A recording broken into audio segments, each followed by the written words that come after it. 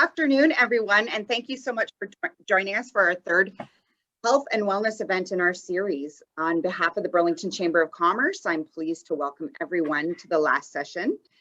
And these types of sessions are made possible by generous sponsors like Bell. Thank you so much, Lena and Bell and your team for enabling us to be able to hold these types of sessions for our membership and beyond. Right now, it's my pleasure to introduce Tanya Hendricks. Tanya is the chair of our Health and Wellness Committee and has a few words for us today. Tanya? Thank you, Shauna. Welcome, everybody. Thanks for spending your lunch hour with us. For the next hour, we're going to be discussing the importance of engaging employees and how to overcome some of the challenges in today's virtual workplace. So we've got two great guest speakers. You're going to hear from them shortly. They'll be presenting for approximately 30 minutes. If you have any questions, please feel free to put them in the chat or raise your virtual hand. We'll do our utmost to get at all of them. Before we get started, we would like to provide a land acknowledgement. We would very much like to acknowledge that we're grateful to be residing on the ancestral lands of the Huron-Wendat, the Anishinaabe, the Chippewa, the Haudenosaunee, and the Mississaugas of the Credit First Nation. This is land that's governed by the dish with one spoon wampum, a historical pre-contact wampum, and it's part of the great peace of the Haudenosaunee Confederacy. This was an agreement with the Anishinaabe to protect and to be stewards of the land and to share its resources. So the wampum invites us to intentionally put down weapons, harsh words, uncaring hearts, so that we come to the bowl with a spoon and any other tools with no sharp edges to feed ourselves and others. So this dish with one spoon wampum says we must take care of the land and ensure that there's always food left in the bowl for further generations. So grateful. Thank you. To start us off now with our third workshop, Wellness, I'd like to introduce to you our event sponsor, Lena DeMarco, with the Regional Director of Community Affairs with Bell Canada. Very pleased to be able to offer this session to you thanks to our partnership with Bell. Lena, over to you. Thank you, and thank you, Tanya, and good afternoon, everyone. As Tanya said, I'm Lena DeMarco, Regional Director, Community Affairs at Bell. I'm very pleased to be able to represent Bell at today's event. Bell is proud to partner with the Burlington Chamber of Commerce and offer the Burlington business community sessions that speak to the importance of maintaining and promoting wellness in the workplace and supporting workplaces to engage with their employees. Before we begin today's event, I just would like to take this opportunity to thank all our elected officials at the municipal, provincial, and federal levels for their hard work and dedication during what has likely been their most challenging year in office in the midst of a global pandemic.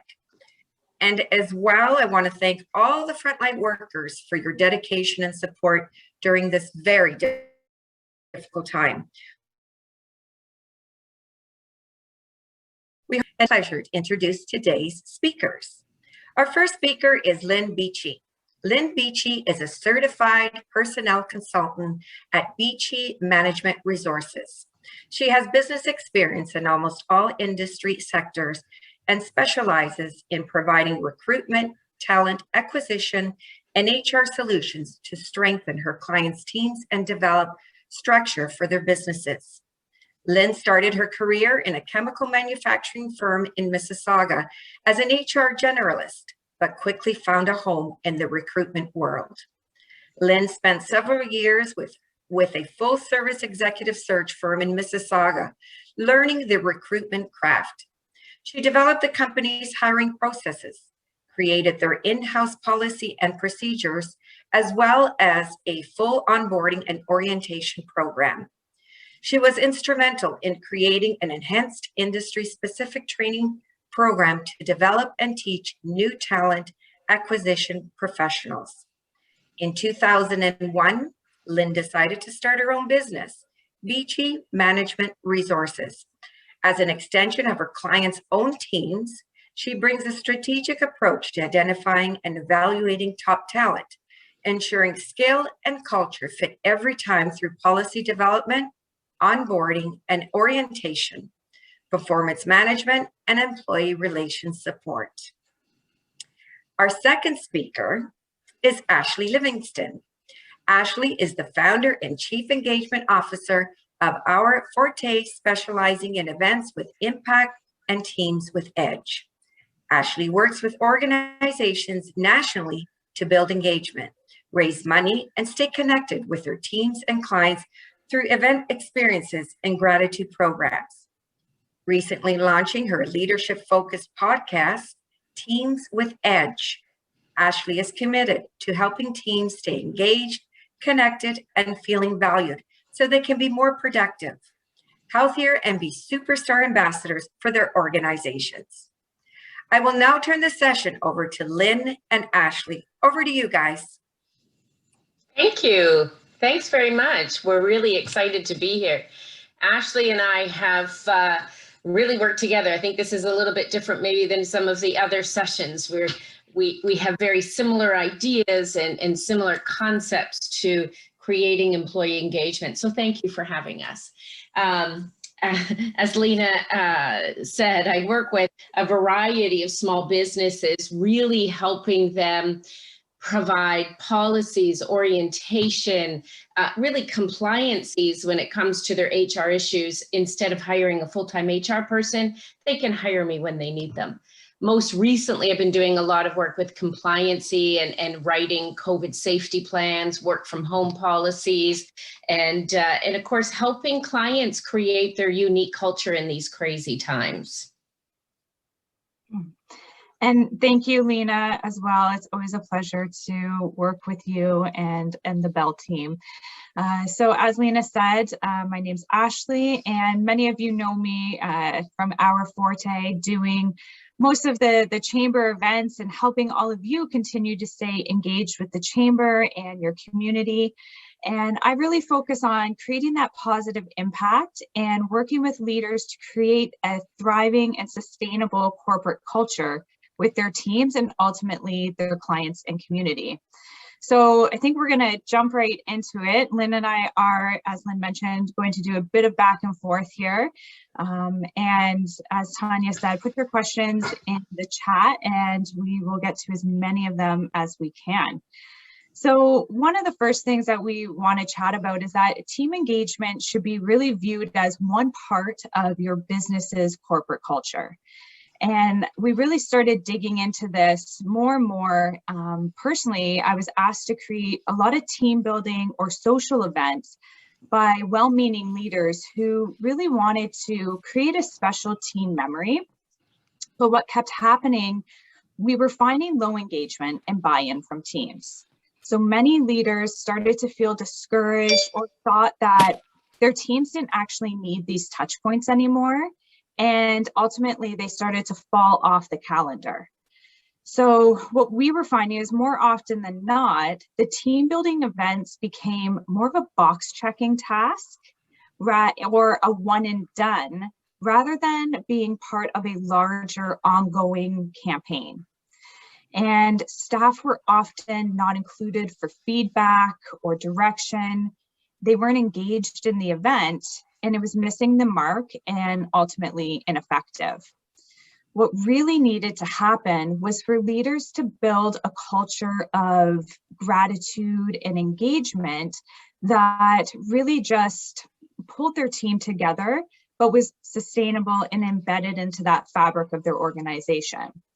So I created Teams with Edge, as was mentioned earlier, and really I see those as my pillars for culture for leaders. And EDGE stands for engagement, development, gratitude, and experience. So the engagement piece we're really going to dig deep into, but it really is that intentional ongoing acts of building connection and belonging, even personal relationships with your team. Development is finding areas for your team to develop both professionally and personally. And I know we're going to talk a bit about how you can infuse some of those pieces as well into your engagement plan. Showing gratitude and recognition is also that ongoing work of engagement. It needs to be consistent, intentional, and encouraged throughout the entire organization. So this isn't just something that leaders need to do. It's not top down, but it's something that should really be fostered throughout the team and encouraged throughout the team. And then finally, experiences. So that's where you get your team building events and pieces like that. But we know that when we participate in shared experiences, we have shared memories. So a really great experience can actually cover off all of those pillars of engagement, development, and gratitude. So it all ties in together. What Lynn and I are going to stress today is that one and dones are not an effective or lasting way of building engagement or positive corporate culture. So a campaign, on the other hand, will require planning, prioritizing, consistency, and investment in your team. And one size doesn't fit all. So you each have unique businesses with unique cultures. And right now we're all facing COVID crises in different ways. So many of your teams may be essential workers who get to see each other every day, but are feeling burnt out and low morale. Whereas others will have teams that are disconnected because they're working apart and have been for over a year and are struggling with motivation. So really what we're going to keep stressing is these can't be solved with a party or an easy, step-by-step template. We really want you to look at building engagement more as a fulsome culture campaign. I'll hand it back over to Lynn. I think where we need to define too is what exactly is employee engagement. So right now it's very difficult. We're all working, as Ashley said, in a pandemic. We have, some offices have never changed. They're still all working in the office. Some of them are remote, some are half and half, but we still have to operate our business. We still have to measure performance. We still have to lead and manage our teams wherever they are and however it's made up right now. So employee engagement is a big piece of the puzzle now during the pandemic, even before the pandemic, but most certainly as we move forward in what we all hope is going to be our new normal, or a new normal, the old way. Essentially, though, employee engagement is the emotional commitment that your team has in your organization. So they want to do a good job for you. They love coming to work. They love doing what they're doing. These employees are committed to the well-being and success of your company. That is what you want to build as a culture. That is the kind of engaged employees we strive to create. And you want people who, when they walk in, they've got the best interest of your organization in everything that they do, every call they make, every memo they write. We all have employees that are strong in that area and others that are weak. That's why we as leaders have to grow and develop them. But what we want is people that want to do a good job for you and see the success of your company. With that comes their own success and their own personal satisfaction in what they're doing. Yeah, and to add to that, your employees, we should all be looking at our employees as your biggest brand ambassadors, right? Mm-hmm. They represent your company, your product, your service to your customers. So I know oftentimes it's really easy to fall into the trap of being so focused on the customer experience. But we forget that experience begins and ends with your staff. And when your employees are engaged with your business, their gratitude, their loyalty, that'll all cascade out into those you serve and your community. Mm-hmm. And to keep employees engaged, they need to feel that they're appreciated. They need to know that they're doing a really good job for you, that you wouldn't be here without them. During the pandemic, maybe even more important, because everyone is dealing with this in their own way, but to know that you appreciate them in everything that they do. Maybe right now there's performance challenges with people, or, you know, they need more training or areas of improvement, but now may not be the best time to point these things out when, you know, maybe they're having some other challenges. Maybe they're dealing with COVID. Maybe somebody's been sick. We don't know, but we have to be very careful right now during this sort of transition as we get back to work in how we address these things. And we do want to make sure that we build our teams, our relationships, our culture to create an engaged workforce, not just now, but all the time. And we can do this in a variety of ways by, as managers and leaders and owners, by connecting with our teams in a personal way. So having that personal connection, having a business connection, like they're part of a team and we work on projects together, and also having an opportunity to make a difference in themselves, in their jobs, in their lives, to have a good job satisfaction in everything that they do.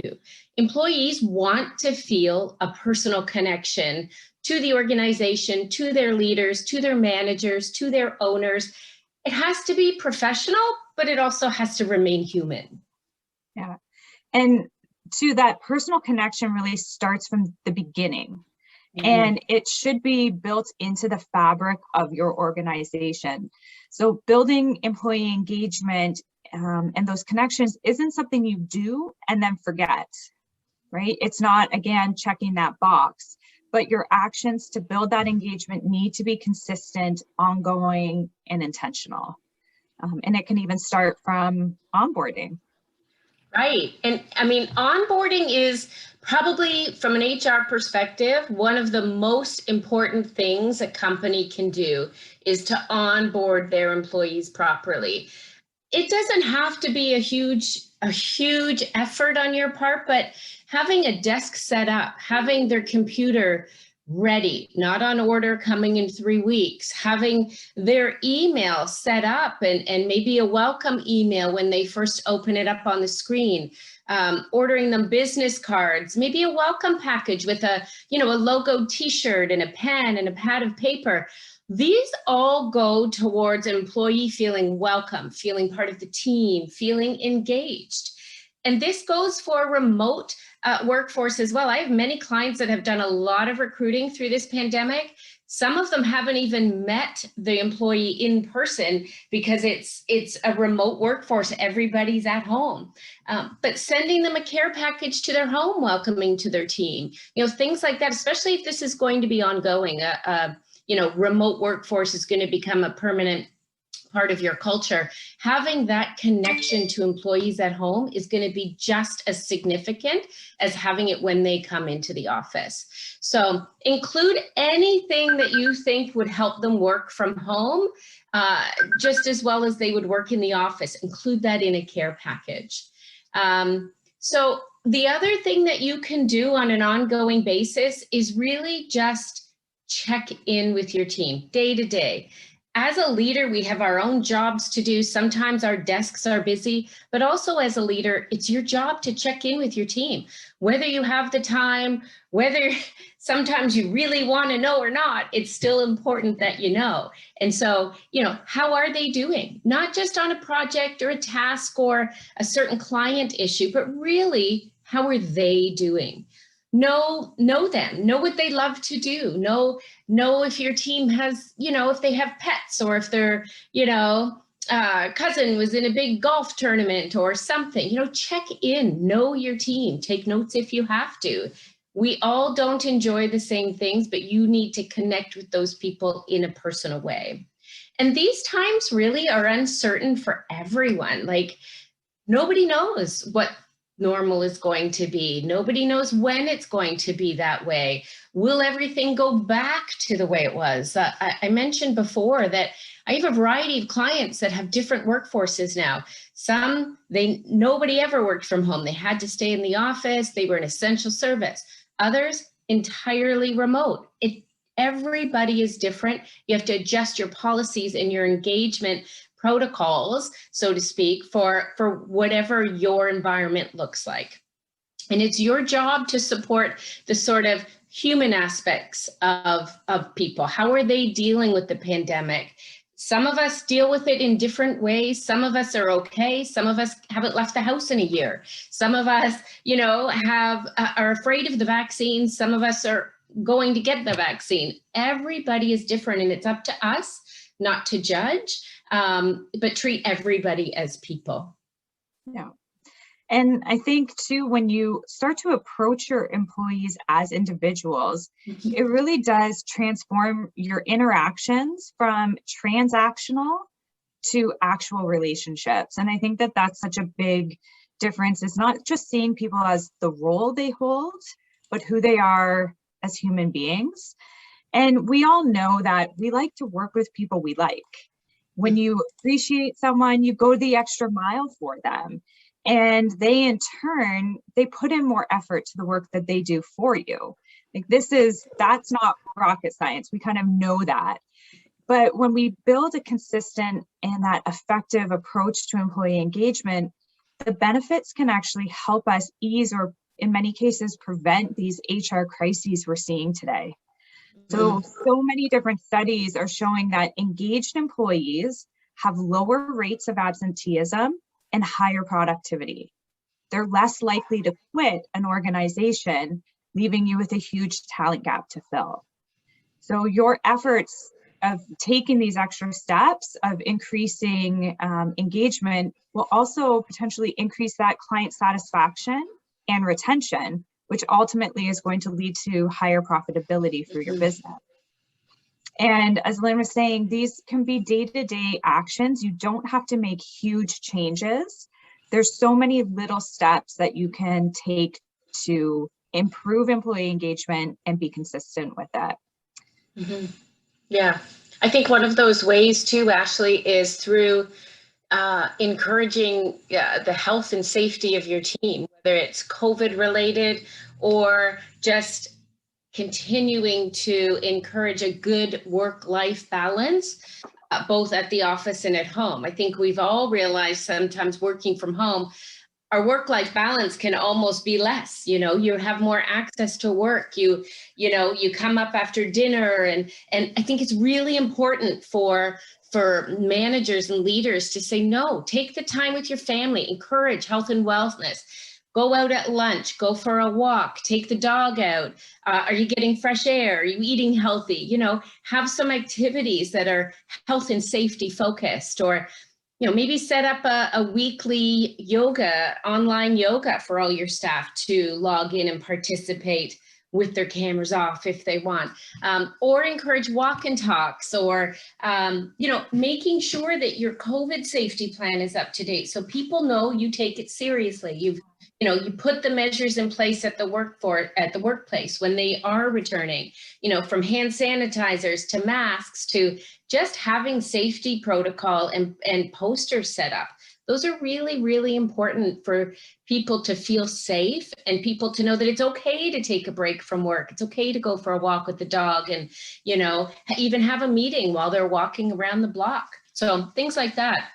Also, have some scheduled virtual coffee breaks. So at the office, it's very common for us to, have a coffee or meet somebody in the lunchroom and chat and, get to know how somebody's doing. But, when you're working remotely, we don't have that. So taking these short little breaks and meeting up with colleagues just to chat about life, just to chat about nothing work related, or even before your work meeting, have a little check-in, have a little chat about how things are going.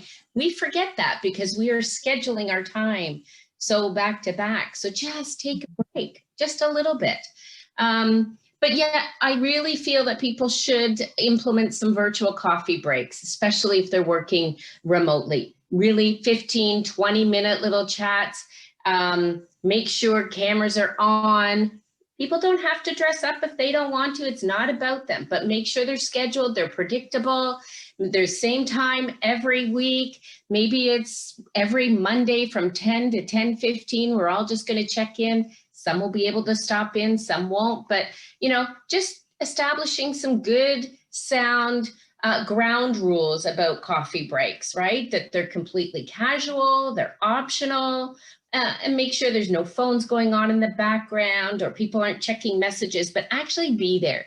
So be here now in the moment.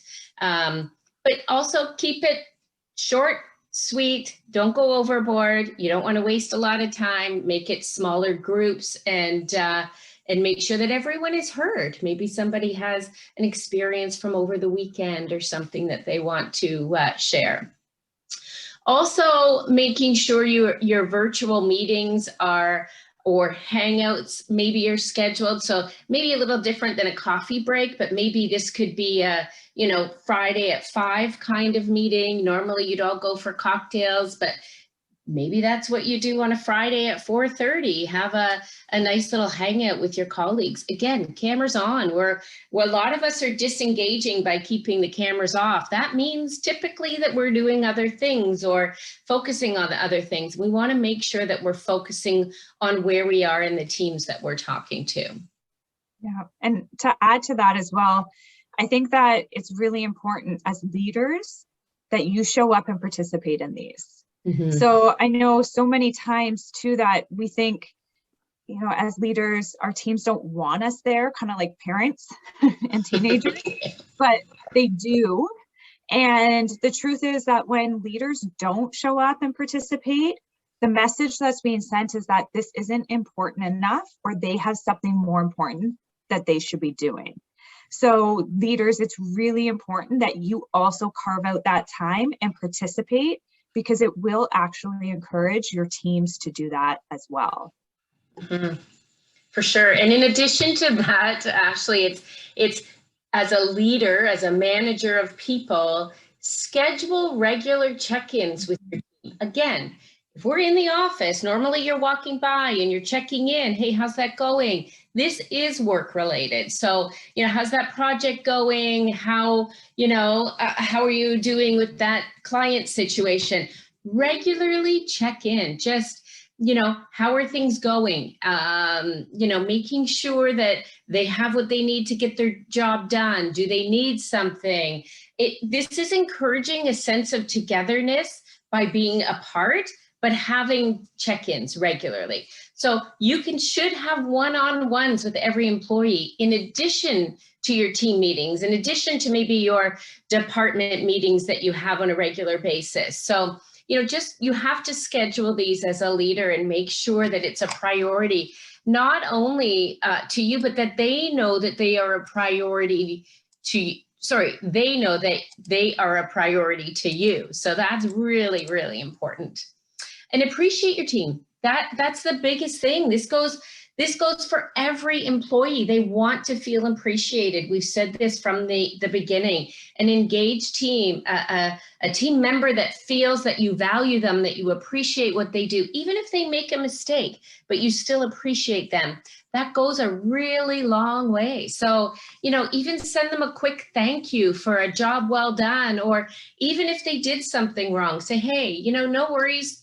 Take it as a learning experience, but good job on doing this. Like, point out the good and the positive and make sure that you stay connected. If it's their birthday or their anniversary, hopefully you're tracking that. Send them a quick birthday, or get the gang on a call at lunchtime and sing them happy birthday. Continue with those kinds of initiatives, because those are the ones that definitely keep your staff happy and appreciated and feeling connected to the rest of your team. Maybe someone went above and beyond, making sure that, again, just make sure that you recognize them. I never actually thought that I would miss birthday cake. After having celebrated birthday after birthday in teams, but I'm missing the birthday cake and the celebrations. But, and I think just, as Lynn was saying, remember that your employees are individuals.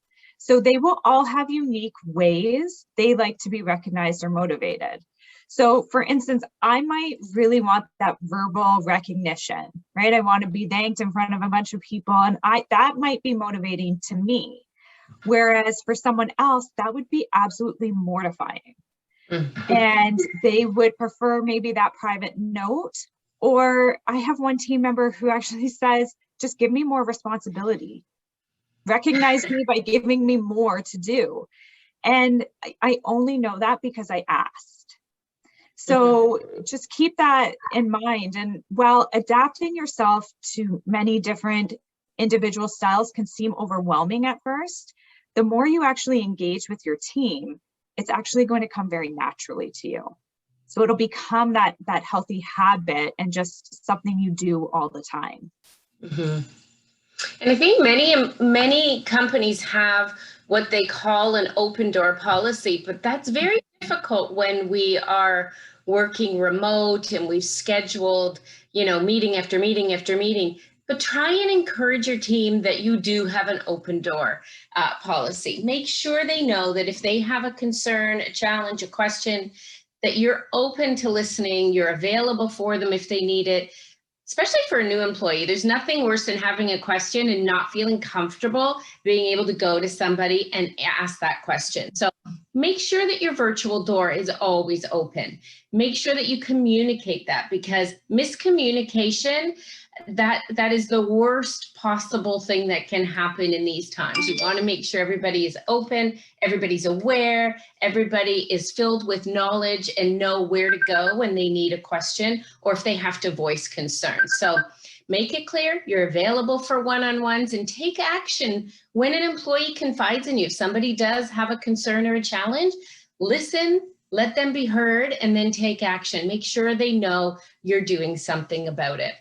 The other thing, or almost one of the final things that we can suggest is doing engagement surveys on a regular basis too. Engagement surveys are about, it's not just an employee check-in, but it's all around your culture and building your culture. Are we doing it right? Is the messaging we're delivering being received in the way that we want it received? So building that employee engagement is very, very challenging right now, especially with remote employees. But if they're not used to working remote, it's even more difficult. So they are facing different challenges that they've never worked like this before. They've always worked in an office with a manager that they could just walk across the hall and ask a question and they have their answer or their solution. So consider creating an an engagement survey almost regularly and asking questions like, what do you think we could do to improve daily communication? Do you feel you're being communicated to enough? Do you feel you have the information you need to get your job done? Can you easily reach your colleagues when you need them? And how can we help you improve your work from home experience? Are you happy with your own productivity level? Are you concerned about things? Like, really listen to their biggest challenges and make sure that you are addressing what their challenges are by working remotely. Once you get these kinds of responses, then you can act on them. So make a plan, don't disregard your team's concerns or opinions, and then work with them.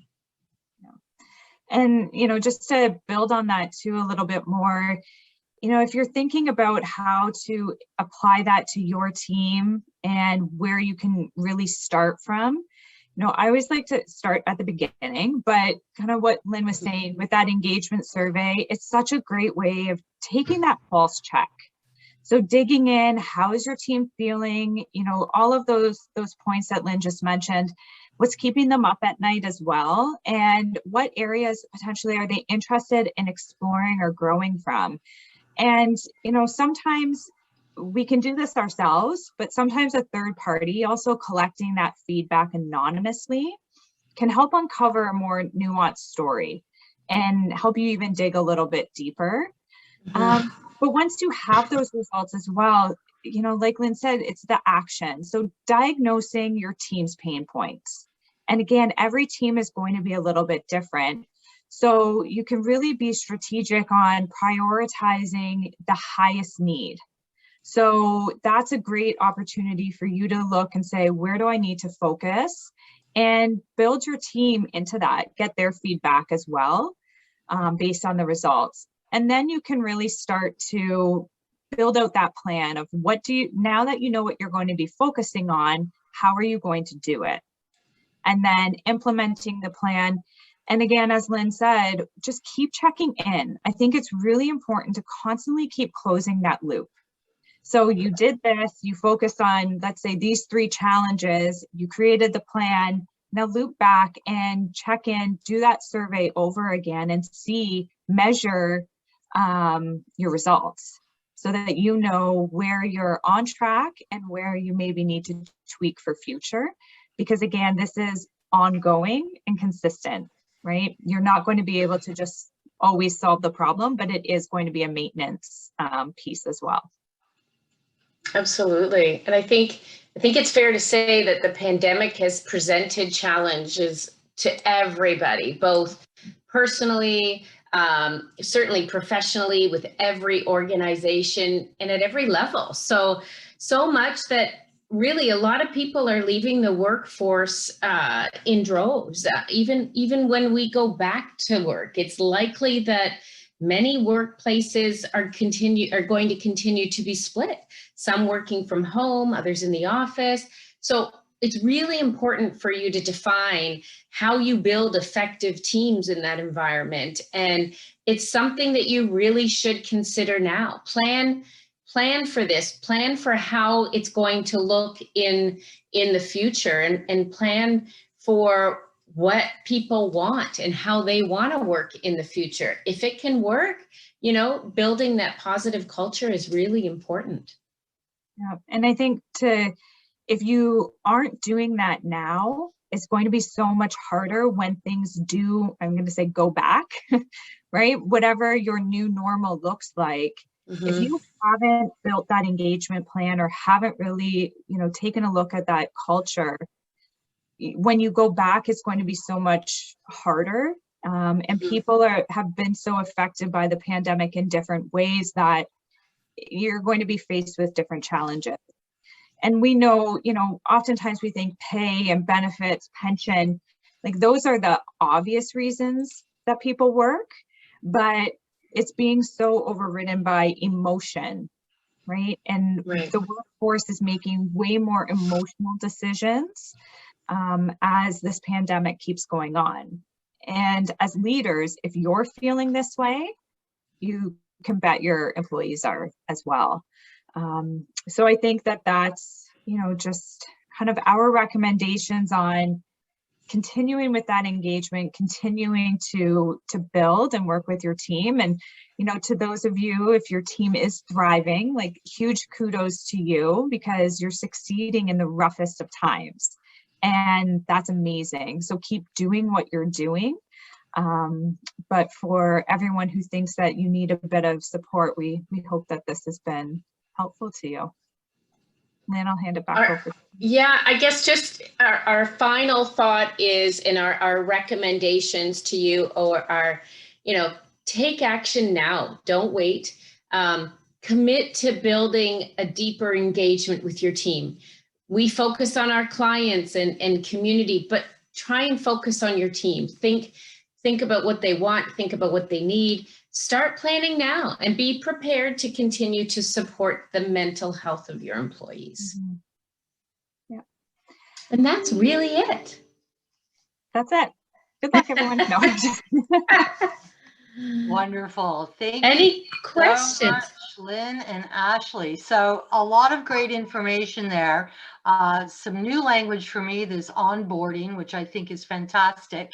And actually, I do remember somebody once telling me that their wife received flowers from their new employee when they started their job, just to say, thanks for giving us your husband, because, he's going to be busy. So I thought the same idea as what you've got there. So right. Some great points that you bring up, the walk and talk.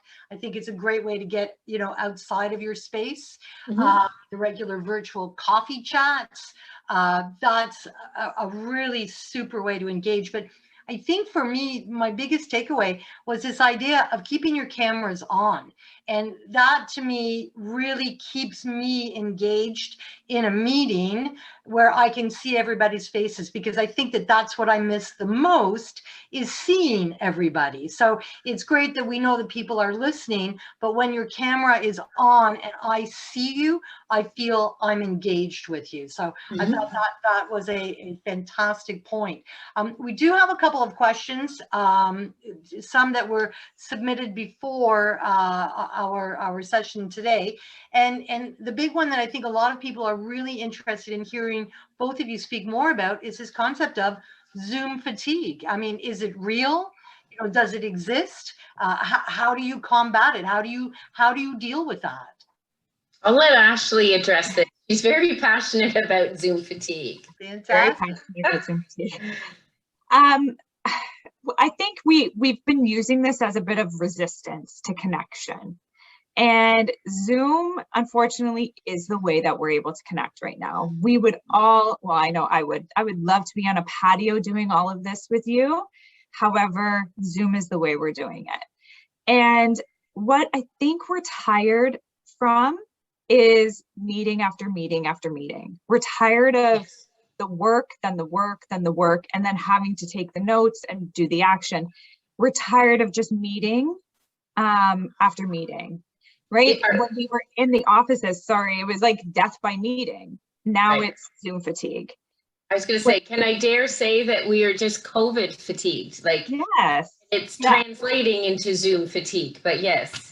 Yeah. And when we give people opportunities to engage, so that two-way engagement, I know a lot of you have probably heard me say that, two-way engagement is so much more. And that's where you're getting that active participation. So when you do something fun or social or not necessarily work related, that's people have time for that. People are making space for that. And I think Zoom fatigue is a really fancy excuse that people are using, in my humble opinion. Passionate opinion, yes. My very passionate opinion. I buy that too. Do you agree with that then, Lynn? You're pretty much on the same. Oh yeah, for sure. And it's our own fault because we don't have to travel in between meetings. We can look at our calendar and say, yep, we can do a 9, a 10, 11, a 12. And then the next thing you know, it's 12:45 and we haven't had a break. And we need to think about ourselves and schedule that in, like, because it is easy to do. Whereas before we would say, nope, I have to travel from Burlington to Hamilton and then I have to go over here. So there was always time in between for that break. So I agree. Like, I think there is a Zoom fatigue, but it's not in the sense that it's not in that sense. It's just that we're over scheduling ourselves. And I think we're COVID fatigued, in my opinion. Yeah. Absolutely. That's a great point. And I'm a sales rep as well. So I noticed that, you know, there is no time in the car to stop by the drive-through and get a cup of coffee between meetings. It's just go, go, go, go, right? And it's screen time, constant screen time. Absolutely. Absolutely. Yeah. Constant screen time for sure. I will welcome everyone in the workshop today. If you do have a question, please put it in the chat. We'll try to get to your question. Could you also speak now a bit about what you feel a company's responsibility is in offering mental health days to their employees? Well, I think Ashley talked a little bit about this before too. There's no one size fits all answer to any question when it comes to HR. And I mean, I think mental health days are very important. We all need a day to ourselves. Every company is going to be different in their approach to do it. So I do believe that if somebody is stressed, overworked, and they need a day off to spend with their family at a park or something, they deserve to have it.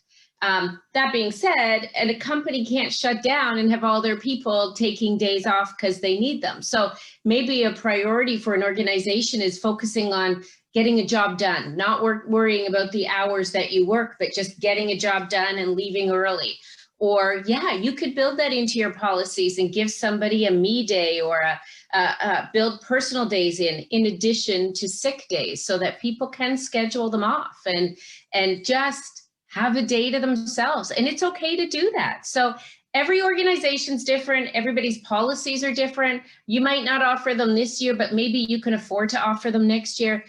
always think about it, review your policies on a regular basis. And if you can offer a day or two to your employees every year to use when they want, maybe it's a birthday day or, maybe their anniversary day they get off, it goes towards their production, their job satisfaction, their employee engagement, and their mental health. So it really depends on your organization and what you can afford to do. Yeah. And just to add to that as well, it shows your employees that you care about them too, right? It's that coming back full circle of my leader, my business cares about me enough to give me this extra day where they can. Wonderful. Right. Thank you. That's great answers. Jen, you've got a question for either Ashley or both. Lynn? I sure do. Thank you both, ladies. It was really, really informative, and I love the messaging that you brought to us today. I guess my question is more with regards to the buy-in and starting a project of this nature. There's a thought that when you start something like this, well, we've tried this before, it didn't work. So there's that resistance. But it's also perhaps, if we do try this, but, staff are kind of resistant and getting bought in, they get that buy-in from them. How many times do you feel that we need to do this before we just kind of say, okay, this is not working, we have to kind of get back to the drawing board? I think my first answer to that would be, first of all, we don't just create a plan and say, okay, we're going to go from 0 to 90 in the next 3 months. I would recommend baby steps. It's little things that you can do. Okay, we're going to start by, everybody's going to be coming back hopefully to the workforce, say in September. That's your company plan. Have a welcome package for all your teams saying this is the start of something new. Here's a welcome package. And then you start doing that welcome package for every new employee. You start building on that. Don't announce that you're going to do this meeting and this meeting and this meeting and this meeting and engage everybody. Just start off small. Just start calling your employees once a week or once a month and just checking in. All of a sudden they're going to go, oh, wow, Jen just called to see how I was doing. That was really nice. But don't make it formal. Don't make it about your plan. Just kind of start doing those little things. Then, as Ashley could attest, then the bigger events and engagement projects are going to be easier. If your employees feel connected to you, I think one of the things Ashley has commented on is, she'll put these employee activities together and nobody's really engaged or half the people don't show up. But if people feel like they're a part of you and they're connected, they're going to start showing up. But it has to be baby steps. You can't go, 1 to 90 and have it, have everybody engaged. So it's small baby steps and they'll get there on their own. Yeah. And I think too, if you kind of go back to the, almost building out kind of what we were talking about, that campaign or program, figure out where you need to start from. So where are you now? Do that survey, and then you can take a look and say, okay, people are feeling pretty appreciated, but they're feeling low on the connection. So what small baby steps can I do to focus some attention on connection while maintaining what I'm doing for appreciation? Or vice, so you don't necessarily have to look at everything at once, but the areas that need the highest priority.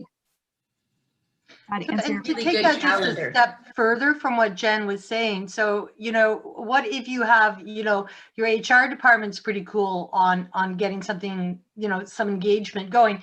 What if the leaders are not interested? What do you do in that case?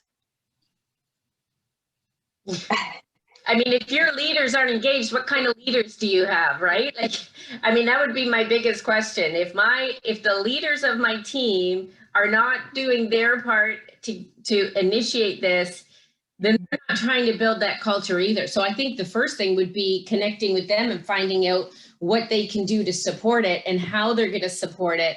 And this is happening because, they're part of the team. And if they're not engaged, then they're part of the problem. Yeah. And that's, I often say you have to lead by example, right? And your team is looking up to you. You're their mentors, whether, there's a lot of responsibility that comes along with being a leader. And I know that that can sometimes fall on deaf ears, but you really do need to start at the top and find ways to be able to then foster it throughout the organization. Because, you know, even if it's something as simple as being able to share a thank you, or, you know, so-and-so Lynn did a great job on this presentation, and you send it out, you know, I should feel comfortable as part of a team to send out a message to everyone saying, thank you to Lynn for doing this with me. And then the leaders are going to start to see that ripple effect happening. But you do definitely need to get your leaders on board. And I think if you don't, you're going to keep falling into these HR crises of people leaving, right? I'm sure there's probably a ton of you here who've recruited new people on your team over the course of the pandemic, or had people leave. And that's just something you need to, people are leaving jobs, right? So you're going to keep seeing that happen if you don't really work to engage them a bit more and build that loyalty in. Right. So take me to your leader and shake them up a bit, right? Yeah. Gordon's got And to have them, sorry, I was going to say, and have them part of the solution, like have Yes. them help develop the plan, have Right. them help initiate the small little differences and get them to buy it. Again, it's all baby steps. If you go from 0 to 90 and say, this is what we're going to do, you're going to face so much more resistance than if you say, we're just going to make a small little change. We're just going to encourage people to appreciate one another, you know, every single day. Just think of, you know, as a leader, think of every employee, think of one thing that they do good every week and just comment on it, you know, but encourage that. But that again is regular meetings. You need a really good calendar. Remind yourself of what you need to do and don't let things fall through the cracks. Absolutely. All company culture starts at the top for sure. Yeah, Jordan, for sure. Jordan, did you want to ask your question? We have a couple of minutes left here. Sure. Yeah. First of all, I mean, a big thanks to Lynn and Ashley, because I think a lot of what you talked about today is half the battle is just keeping it top of mind. And we're so busy and calendars fill up that it's kind of just drops off, right? So this is, I've taken a lot of notes here. So thank you for that and reminding me to keep it top of mind. But my question is around, Lynn, you just spoke about it with calendars. And, you know, in our business, what we're finding with staff is that it feels like people are really missing the spontaneous interaction. Like you get up and you walk from your office to the bathroom, or walk, you know, and you see someone that you haven't talked to in a few weeks, and whether it's through the hallways or the kitchen or the parking lot, and you just kind of create, you know, conversation and talk through things. Like, I'm curious, are there creative ways you are seeing companies reestablish this spontaneous interaction and not put everything in the calendar, you know, even the one-on-one talks with staff to catch up, or the morale events, everything goes in the calendar, and then someone looks at their calendar and it's a full day, and that creates stress. So more just around spontaneous interaction and what you're seeing companies doing would be great. Thank you. That's a really hard thing to say or to answer.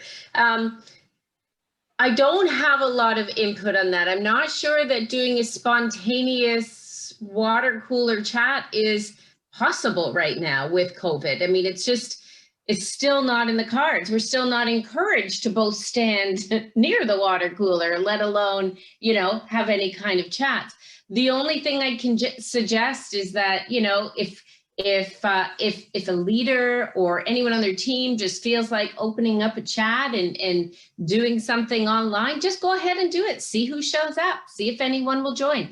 Those kinds of spots, just say, you know, I'm just having a coffee, just finished a meeting, just wanted to check in. Anyone available for a quick, you know, chat for 15 minutes, maybe something like that. So maybe not have them planned. I'm just not sure that not having them planned right now is a good idea, because somebody could be walking their dog, or somebody could be downstairs helping their son or daughter with homework. So it's the scheduling and the, you know, that part of it is just kind of how we are right now, unfortunately, during this pandemic. I'm not sure that there's an answer to that, Jordan. Yeah, I think to kind of add to that is, I keep calling it planned spontaneity, right? So you can figure out the ways, or if you can't have all the spontaneity, but maybe it's spontaneity and this time is blocked, but I don't know who I'm meeting with. And you can almost do a bit of a round table or mix and match and have different people connecting with one another. And, you know, I talk to Shauna all the time, but it would be wonderful if, you know, all of a sudden I was on a meeting and got to have a coffee with Meg. And you just mix it up a bit and encourage people to get to know one another at different times.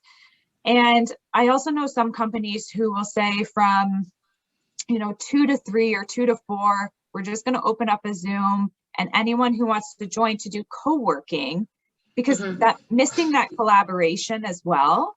So you just open it up and people can join. People are still working. It's not just chit chatting, but you feel again like you have people there and you're working on things together. I don't know if that helps. That's a very cool idea, actually. I would love to incorporate that. Just have it open and just drop in, you know, bring your own coffee and donuts. That's some great ideas there. We have pretty much run out of time. We've only got a couple of minutes left. So before I hand this over to Lena, I just want to thank you all for, you know, spending your lunch hour with us. We hope that these mental health workshops have been beneficial. We've really, as a committee, have loved putting these together, and I want to thank everybody on our health and wellness committee for all of the hard work that they've done putting these on. It's a lot of work and it's been a delight. And thank you. Have a great rest of the day. And I'm going to pass this on to Lena. And thanks again, Lynn and Ashley. You're welcome.